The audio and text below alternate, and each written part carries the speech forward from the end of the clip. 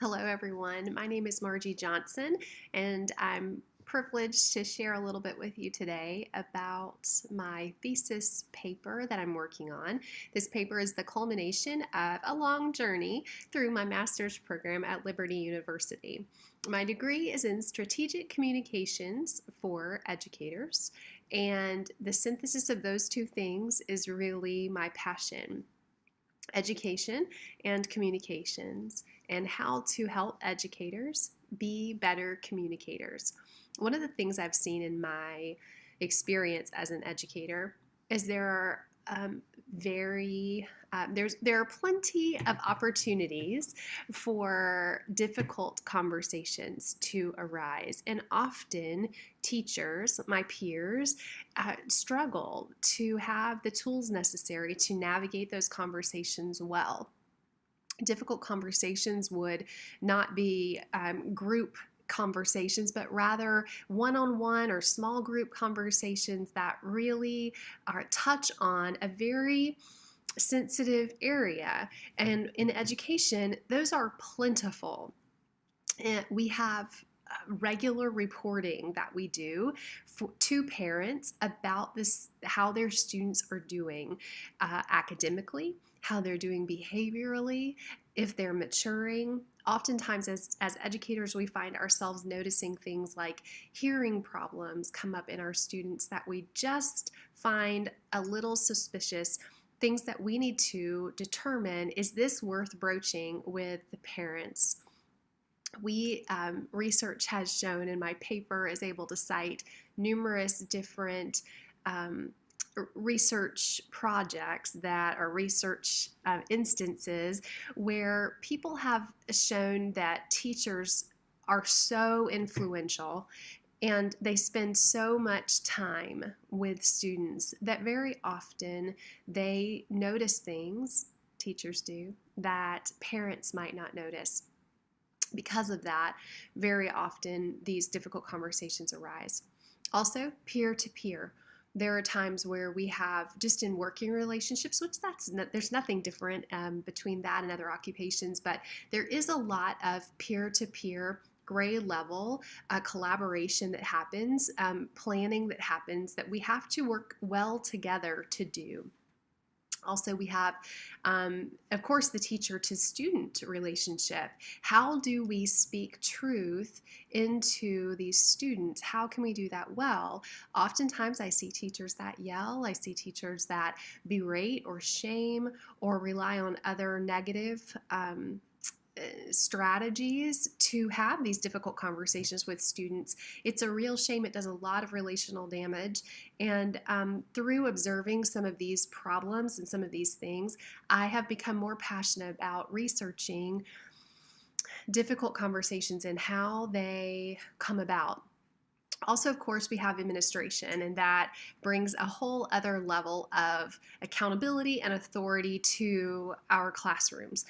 We are observed on a regular basis where teachers or principals come in, and even outsiders come in, and they give us feedback, sometimes nuanced feedback, about perhaps our facial expression wasn't bright enough. It didn't look like we were happy to be there.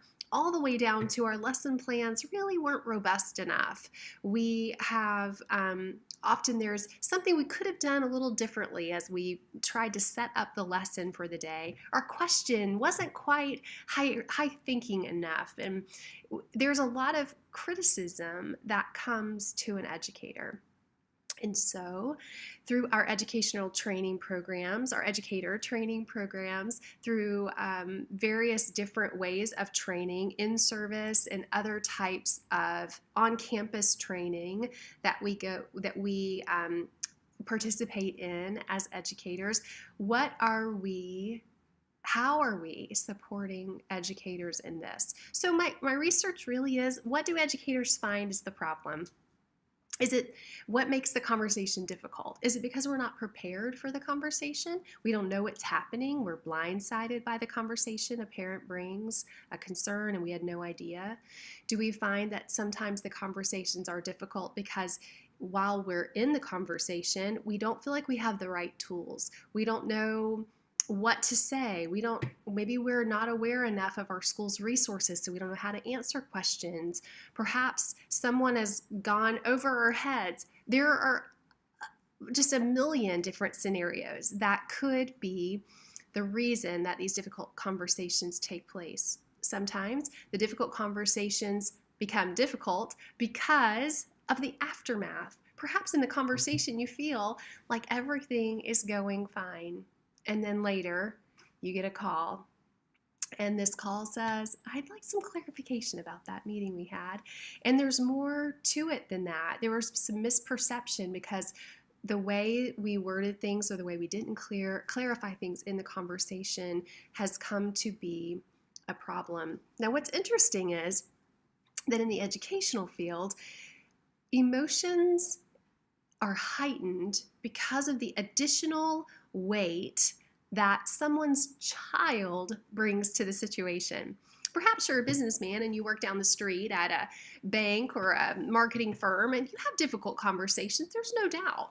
You have someone on a project who's not pulling their weight. You have a client that's not returning your calls. You have these things that you have to say, listen, I've got to give you some feedback. When we're in a meeting together, when we're in a board meeting together, you kind of talk over me and it's really difficult. Okay, and those are hard conversations and conversations worth talking about. But when it's all precipitated by the fact that they're handing their child to you as an educator and entrusting them to you and expecting so much from you, the requirements then just naturally increase.